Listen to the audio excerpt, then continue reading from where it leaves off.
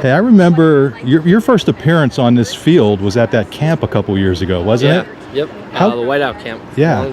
Long time ago, it feels like. We posted some photos. How much have you changed physically from then? Yeah, I think that getting in the weight room, Coach Dwight Gold has been really good to me, really good to my class, and I think that you can kind of tell all of us have changed dramatically within a year now. It's been, a really good experience. What did you weigh when you got here, and what do you weigh now? Roughly. I was weighing around 190, 195, and now I'm around. I think I weighed in at practice yesterday at 218. So how do you go about doing that? It's just development. It's just maturity. Eating correctly, hitting the weight room as hard as you can. It's got to be a good balance, obviously, of running and lifting, but it's just doing the little things. What was last year like coming in and winning that third-team job? Even though you redshirted, I mean, I have to imagine that was a pretty special thing for you to be able to do.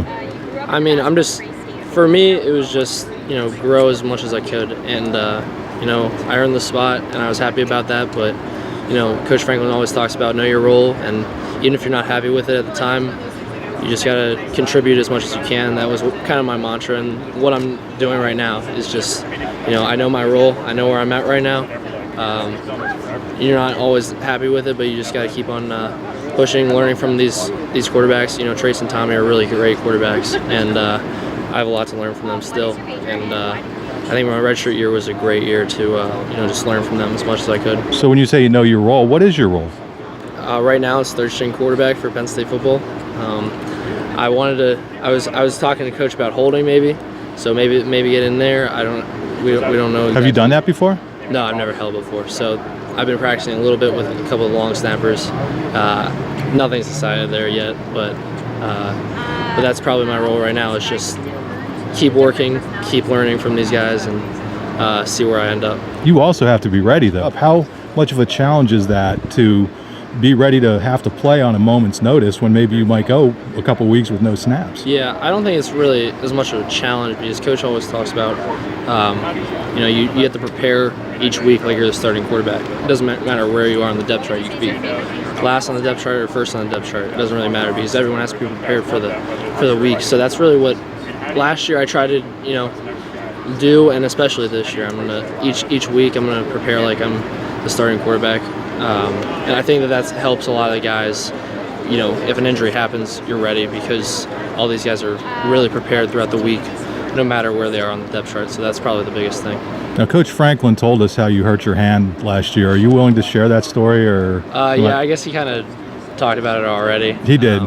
So there's nothing really to hide.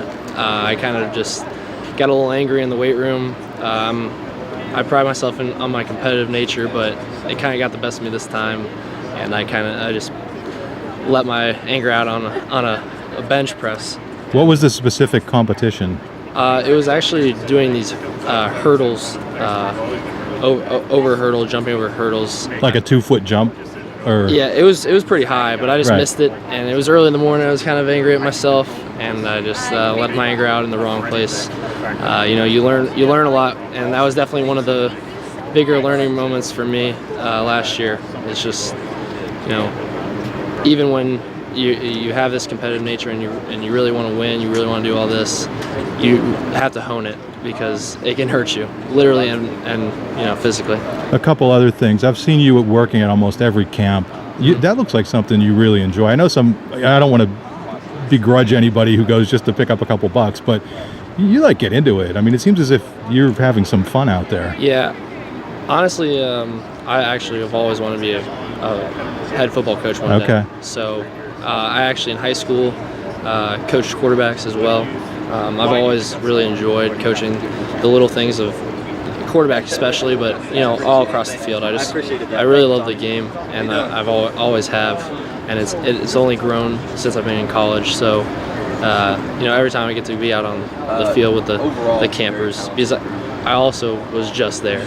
And right. It's really hard to believe that because I've been through so much here, but I was just there about a year ago. So like you said, at the whiteout camp. So I know where they are at, and it's just really fun to give back and teach these guys what I've learned so far. Two last things. You told me your weight. How tall are you? I'm 6'2". Okay. That's my true height. I don't think I'm gonna grow anymore. I'd love to grow a little bit more, but 6'2" is where I'm at. So yeah. That doesn't seem to be the stigma, though, that it once was if you're not 6'5". I mean, you're seeing all sorts of Right. quarterbacks out there. So do you take solace in that? Because it's not like you're a short guy. Yeah, I mean, I'm definitely not short, but I'm definitely not 6'5". I'm not going to play like I'm 6'5". I'm going to play like I'm 6'2". I'm going to use that to my ability as much as I can, maybe however I can.